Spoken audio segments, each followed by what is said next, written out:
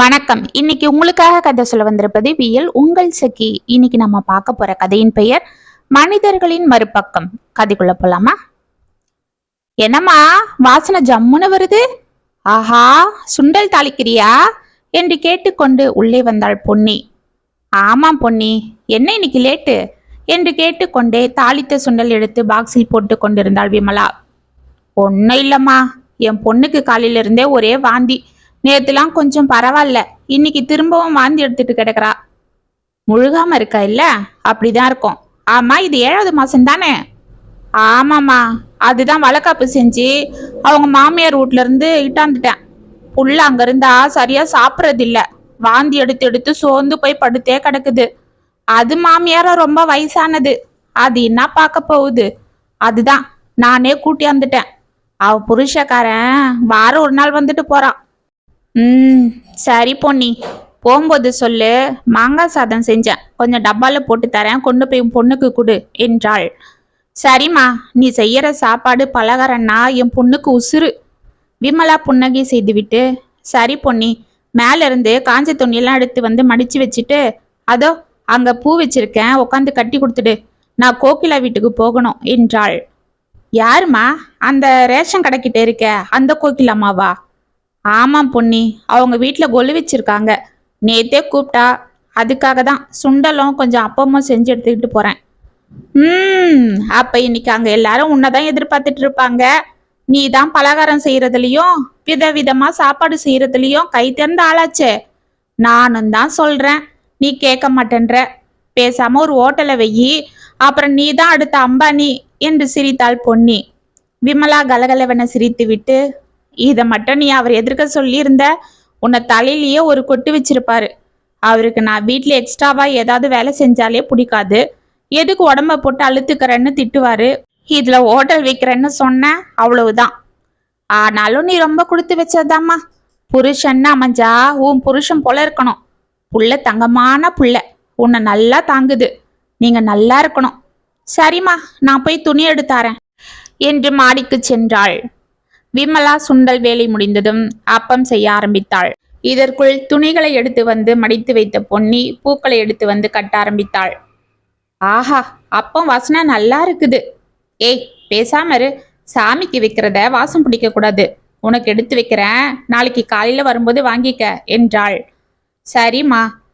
விமலாம்மா, என் பொண்ணுக்கு அவங்க மாமியார் வீட்டுல வளகாப்பு நடத்தினாலும் நானும் எங்க வீட்டாண்ட எல்லாரையும் கூப்பிட்டு அதுக்கு வளையல் அடுக்கலான்னு ஆசைப்படுறேன்.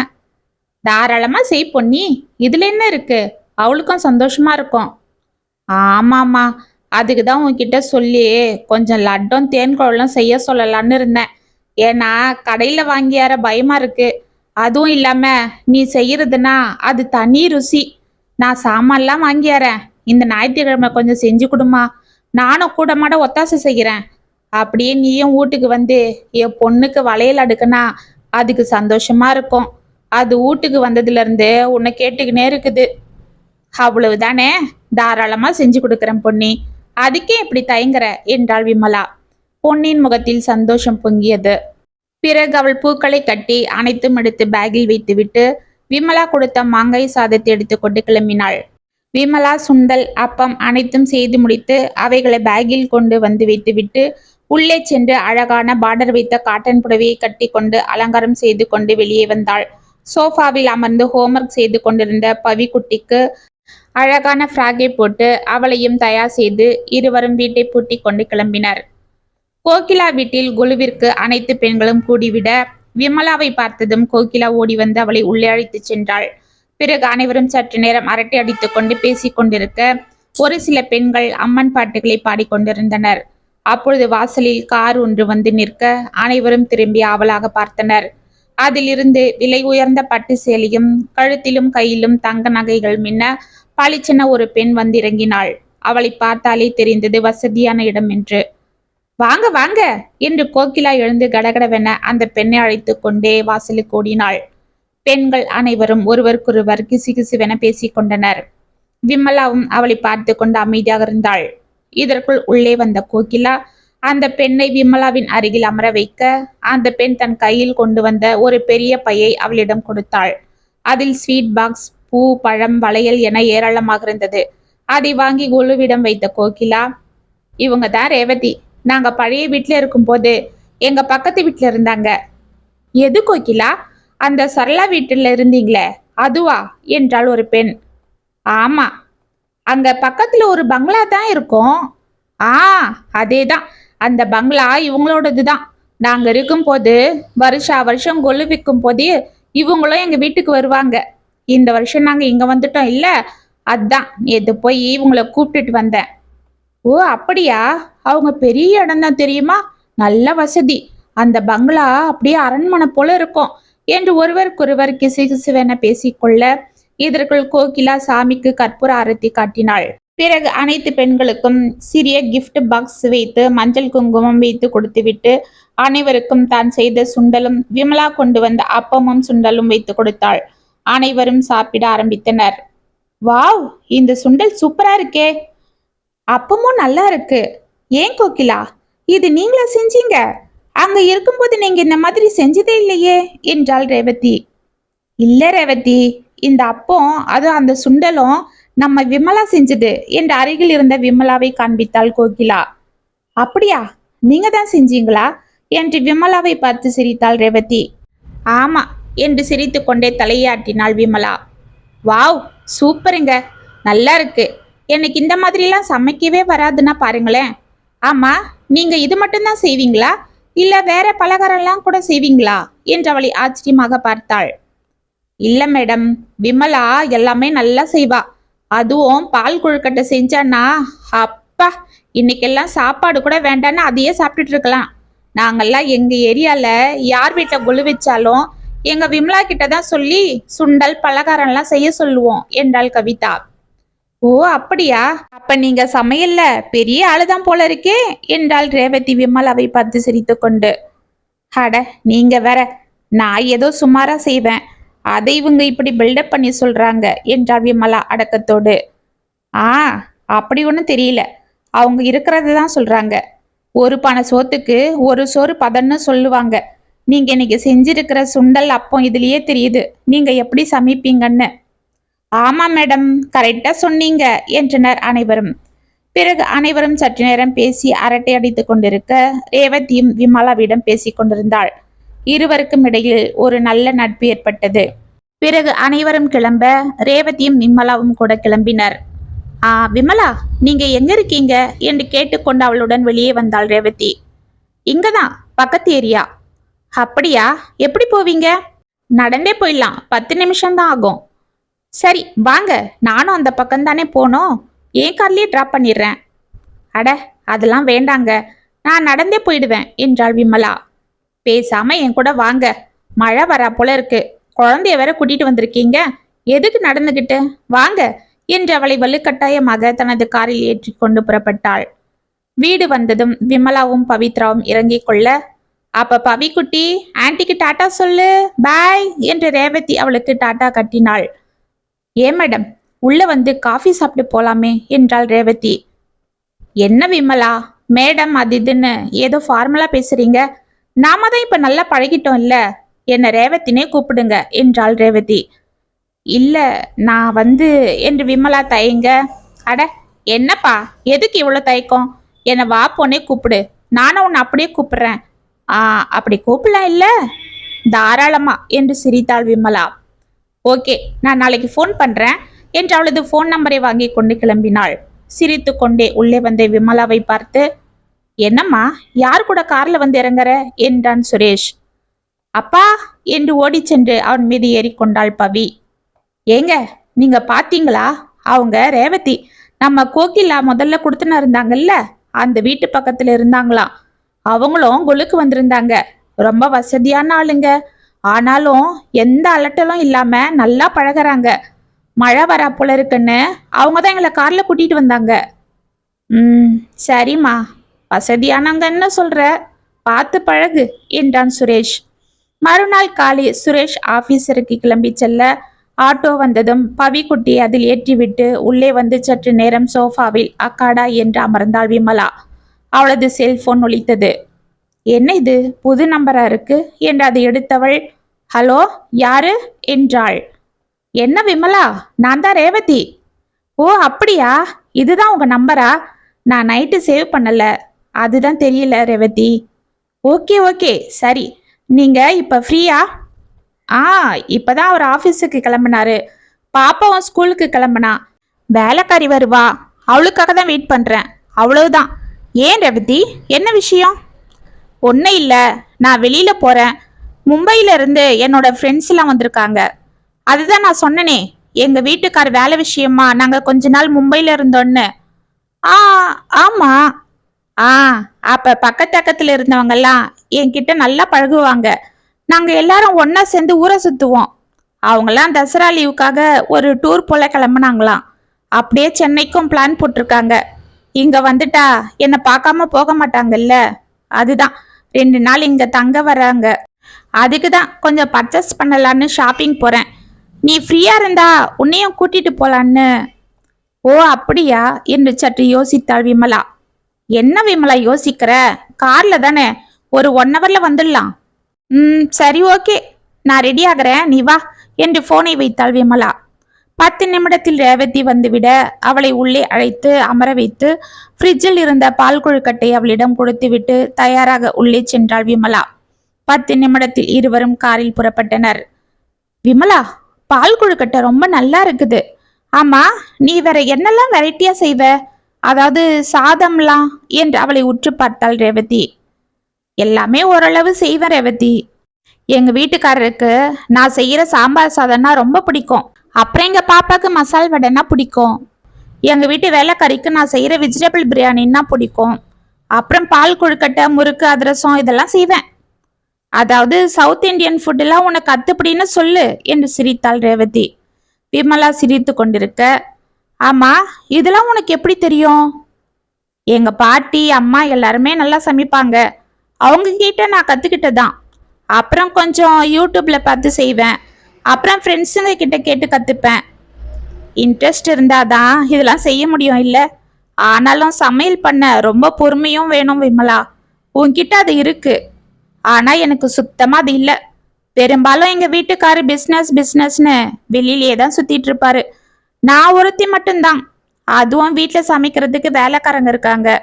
அவங்களும் ஏதோ சம்பளத்துக்கு சமைப்பாங்களே தவிர ருசிக்கு சமைக்கிறது இல்ல. அவங்க சாப்பாடு போர் அடிச்சா நான் ஃப்ரெண்ட்ஸுங்க கூட வெளியில போயிடுவேன், இல்ல ஆர்டர் போட்டு வாங்கிப்பேன். எனக்கு இந்த சமையல் கட்டுக்கு போய் சமைக்கணும்னாலே கடுப்பா இருக்கும். இப்ப கூட பாரேன், எங்க வீட்டு சமையல்காரி 1 வாரம் லீவ் போட்டுட்டு ஊருக்கு போயிட்டா. ஏதோ அவங்க அம்மாக்கு உடம்பு சரியில்லைன்னு. நான் ஒருத்தி தானேன்னு ஹோட்டல்ல ஆர்டர் போட்டு வாங்கி சாப்பிட்டுட்டு இருந்தேன். இப்ப என்ன பண்றது, அவங்க வேற வராங்க. ஏதோ ஒண்ணு, நான் தான் சமைச்சு ஆகணும் என்று சிரித்தாள். கார் இதற்குள் அந்த மாலின் வாசலில் நிற்க அதிலிருந்து இருவரும் இறங்கினர். 2 நாட்கள் சென்றது. அன்று சனிக்கிழமை இரவு ரேவதியிடமிருந்து போன் வந்தது. என்ன ரேவதி, இன்னத்துக்கு போன் பண்ற? விமலா, நாளைக்கு ஏதாவது உனக்கு ப்ரோக்ராம் இருக்கா? இல்ல, ஏன்? நாளைக்கு ரெடியாரு, நான் காலையில வந்து உன்னை கூட்டிட்டு போறேன். எங்க? எங்க? எங்க வீட்டுக்கு தான். என்னோட ஃப்ரெண்ட்ஸ் எல்லாம் மும்பைல இருந்து வந்திருக்காங்கன்னு சொன்ன இல்ல? ஆமா, அவங்க எல்லாம் உன்னை பார்க்கணும்னு சொன்னாங்க. எதுக்கு? ஒன்னும் இல்லம்மா, அன்னைக்கு நாம ஷாப்பிங் போயிட்டு வரும்போது வீட்டுல உன்கிட்ட இருந்து நீ செஞ்ச பால் கொழுக்கட்டைய கொஞ்சம் கொண்டு வந்தேன் இல்ல? ஆமா. ஆ, அத அவங்களுக்கு கொடுத்தேன். அதை சாப்பிட்டு இதே போல எங்களுக்கும் நிறைய செஞ்சு கொடுக்க சொல்லும் ஃப்ரெண்டு கிட்டன்னு என் உயிர் எடுக்கிறாங்க 2 நாளா. ப்ளீஸ் விமலா, எனக்காக என்று கெஞ்சினாள். நாளைக்கு எங்க வீட்டுக்காரு லீவு, பாப்பாவும் வீட்ல இருப்பா. நாங்க வெளியில போகலான்னு பிளான் பண்ணோம். என்ன விமலா, எனக்காக ப்ளீஸ். அவங்க நாளைக்கு ஊருக்கு கிளம்பிடுவாங்க. நான் வேணா உன் ஹஸ்பண்ட் கிட்ட கேட்கவா என்றாள். வேண்டாம் வேண்டாம், நானே சொல்லிக்கிறேன், நாளைக்கு வந்துடுறேன் என்று சிரித்து கொண்டே போனை வைத்தாள்.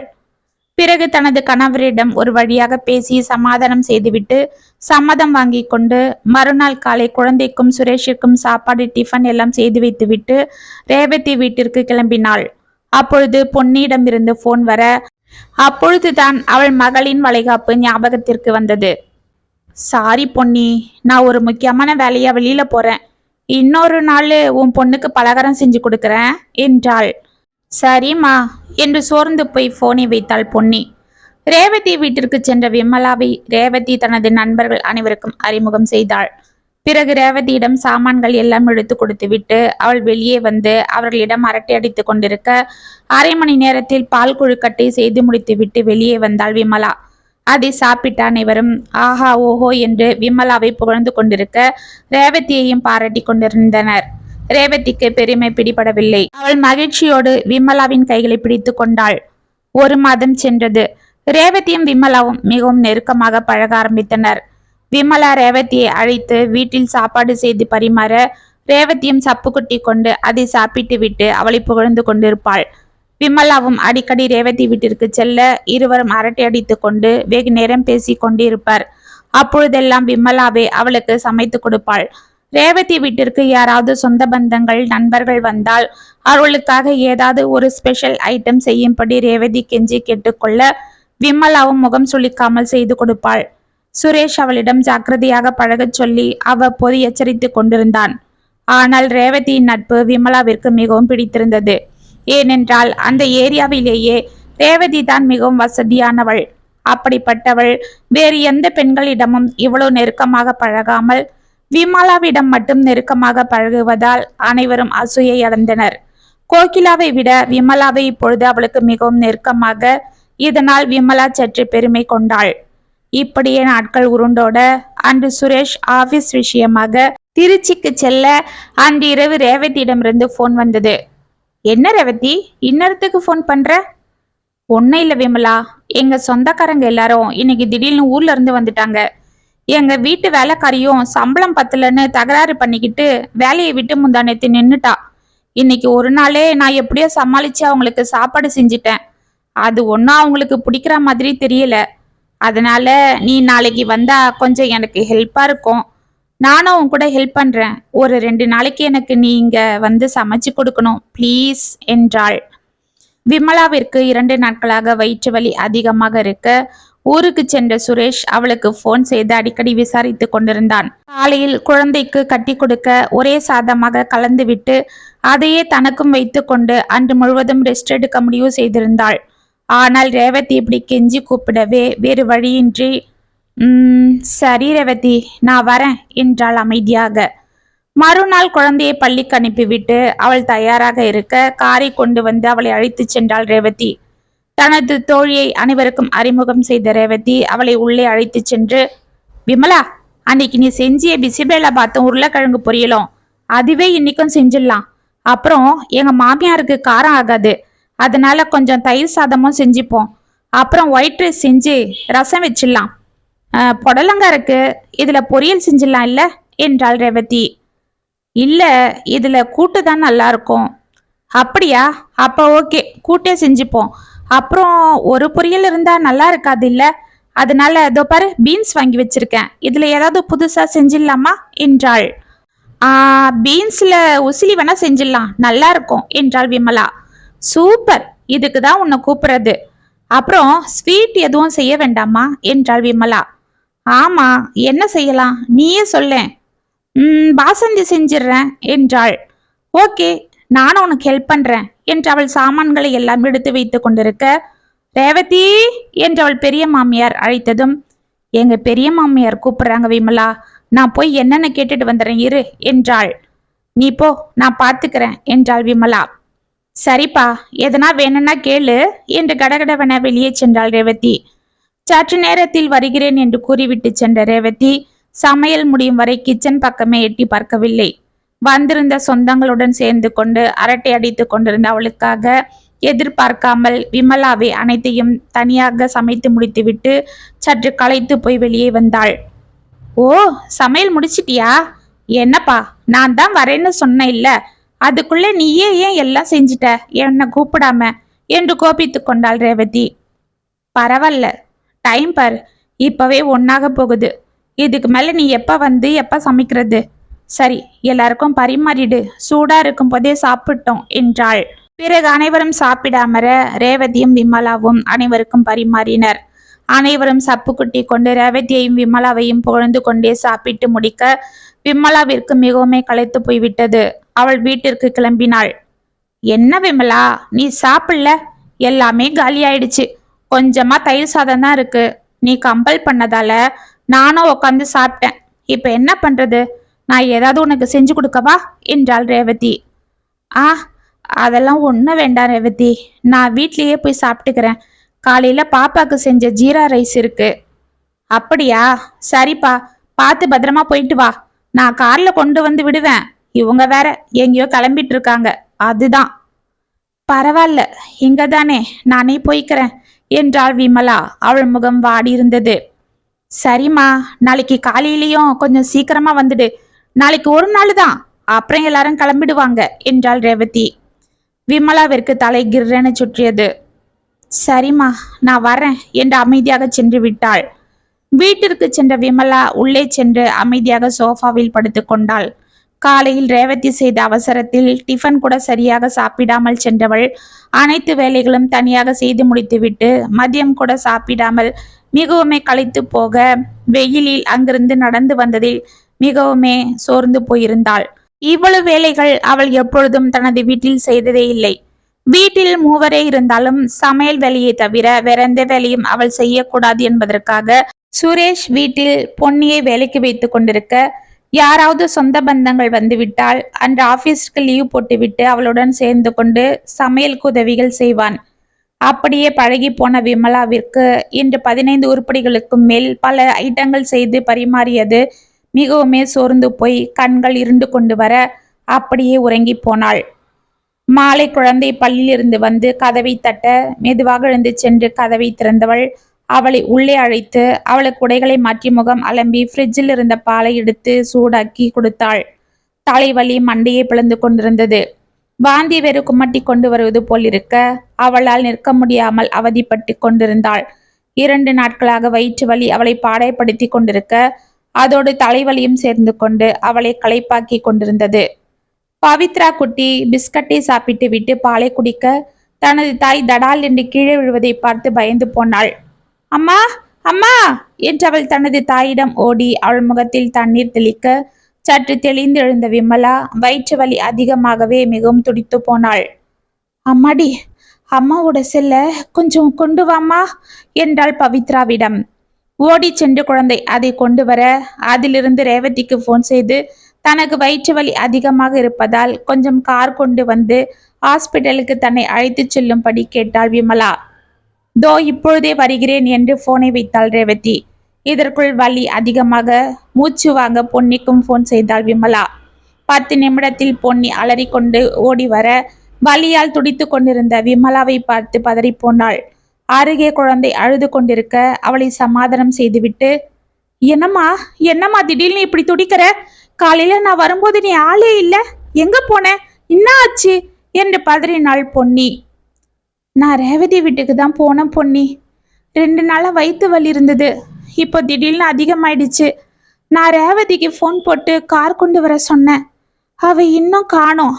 நீ போய் அவ வராளான்னு பாரு, நாம டாக்டரு கிட்ட போலாம் என்று அவள் கூறிக்கொண்டிருக்க அவளுக்கு குமட்டி கொண்டு வாந்தி வந்தது.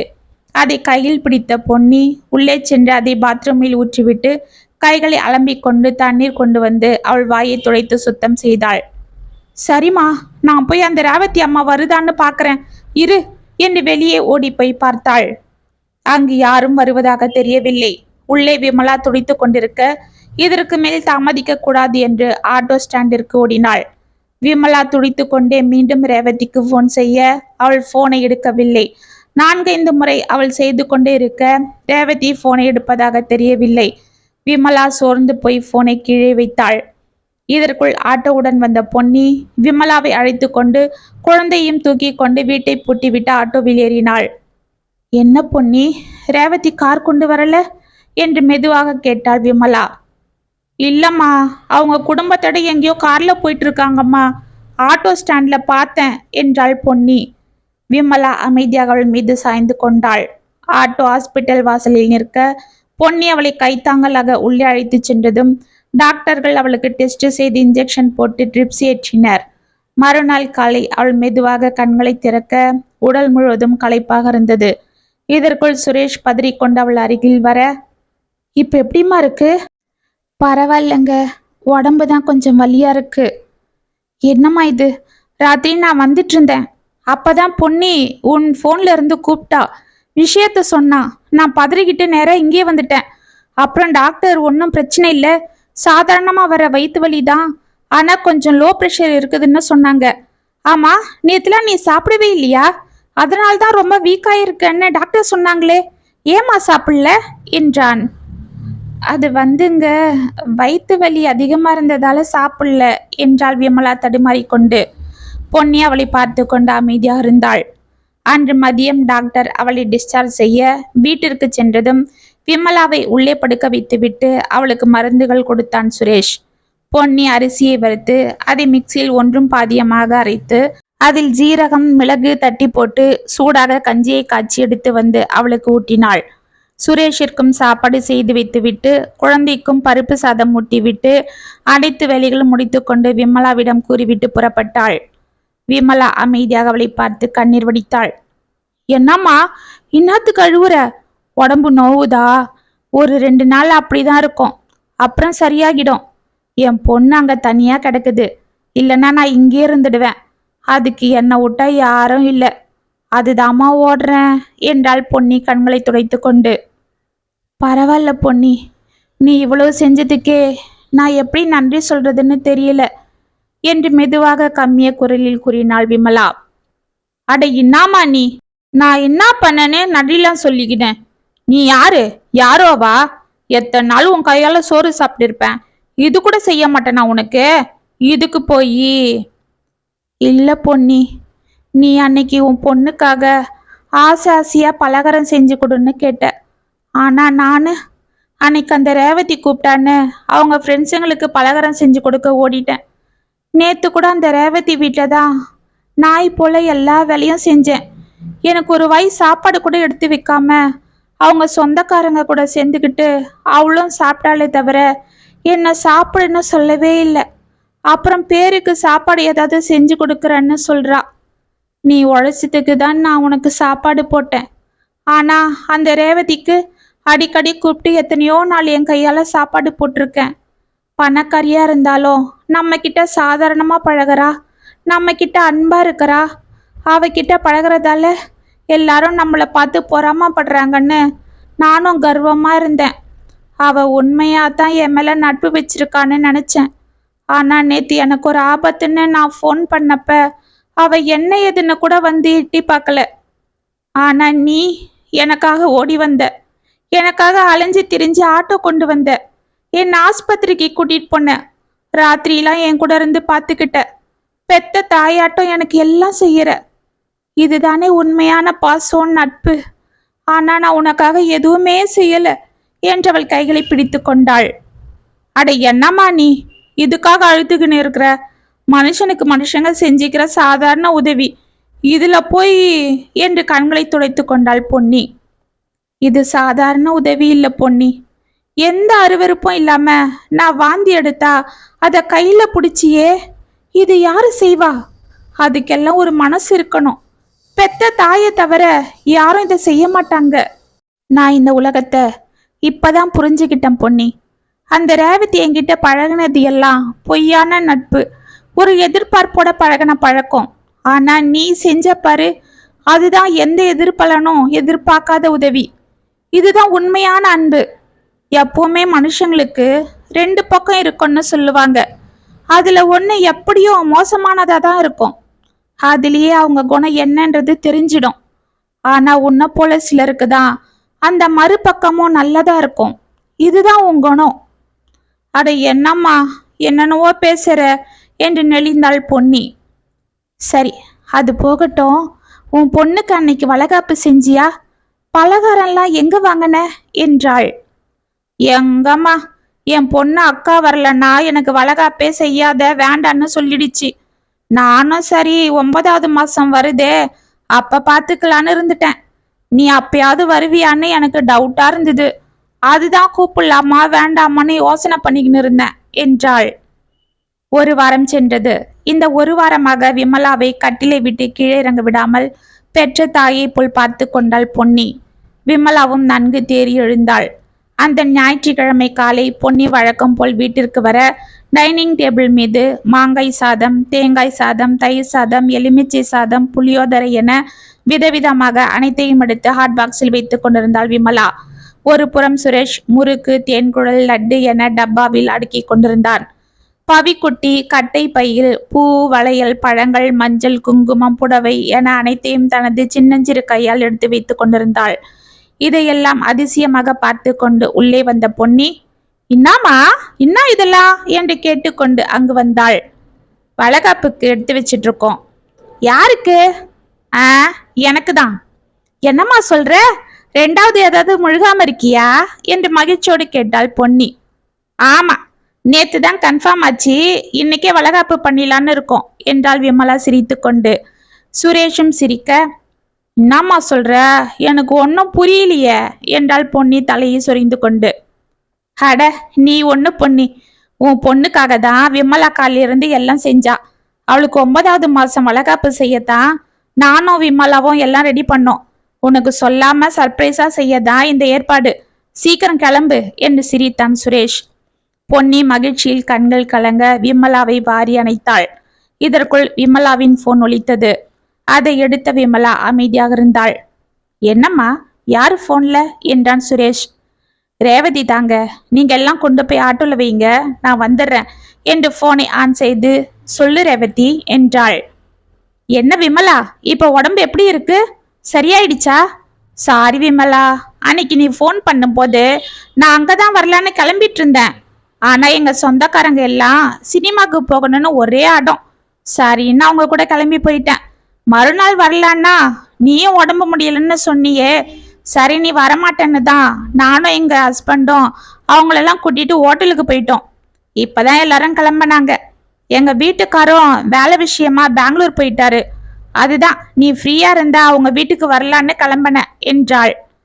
"இல்லம்மா, நாங்க ஃபேமிலியோட ஒரு முக்கியமான இடத்துக்கு போறோம்." "அப்படியா? அப்ப சரி, நாளைக்கு எங்க வீட்டுக்கு வரியா? யூடியூப்ல ஒரு புது டிஷ் பார்த்தேன், உன்கிட்ட சொல்லி அதை செய்ய சொல்லலான்னு இருந்தேன்." "இல்ல ரேவதி, என்னை தொந்தரவு பண்ணாத, எனக்கு வீட்லயே வேலை சரியா இருக்கும். வேணும்னா நான் ஒரு நல்ல சமயக்காரங்களா பார்த்து சொல்றேன், அவங்கள வேலைக்கு வச்சுக்க" என்று போனை கட் செய்தாள். அன்று பொன்னியின் மகளுக்கு விமலா நலங்கு வைத்து வளையல்கள் அடுக்க அவள் முகத்தில் மகிழ்ச்சி பொங்கியது. இதை பார்த்து பொன்னி பூரித்து விமலாவை தன் அக்கம் பக்கத்தார் அனைவருக்கும் பெருமையோடு அறிமுகம் செய்ய உண்மையான அன்பு எங்கிருக்கிறது என்பதை உணர்ந்தாள் விமலா. இத்துடன் மனிதர்களின் மறுபக்கம் கதை முற்றம். உங்களுக்கு எழுதின இந்த கதை உங்களுக்கு பிடிச்சிருந்தா கமெண்ட்ஸ்ல சொல்லுங்க, லைக் பண்ணுங்க, ஷேர் பண்ணுங்க, மறக்காம சப்ஸ்கிரைப் பண்ணிக்கோங்க. மீண்டும் நாளைக்கு வேற ஒரு சுவாரஸ்யமான கதையோட உங்களை சந்திக்கிறேன். அது வரைக்கும் நெப்பிலே இருங்க. இப்படிக்கு வியல் உங்கள் சகி.